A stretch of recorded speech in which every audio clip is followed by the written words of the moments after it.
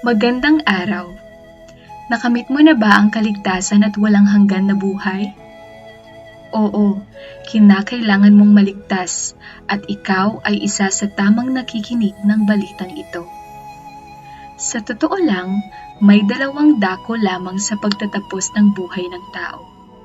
Ang walang hanggan na parusa sa apoy sa impyerno o ang buhay at kaligtasang walang hanggan kasama ang Panginoon sa langit. Ang dako kung saan ka magwawakas ay nakasalalay sa iyong sariling desisyon.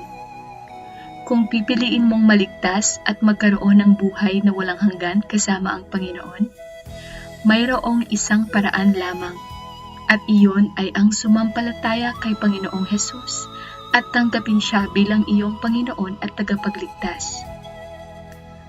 Kung sa araw na ito ay magpapasya ka na sumampalataya kay Panginoong Hesus, ang kaligtasan ay nasa iyo na.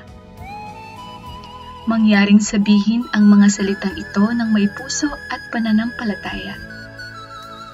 Panginoong Hesus, sa araw na ito ay aking pinaniniwalaan at tinatanggap ka bilang aking Panginoon at tagapagligtas. Ako'y naniniwala na ang iyong kamatayan sa krus ay nagbabayad pinsala para sa lahat ng aking mga kasalanan.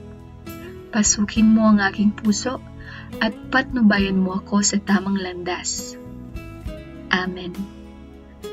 Kung iyong sasabihin ito ng tapat at may pusong kasigasigan, ngayon araw na ito rin ay natanggap mo na ang kaligtasan na walang hanggan at binabati ka ng Ama sa langit ng kasiyahan.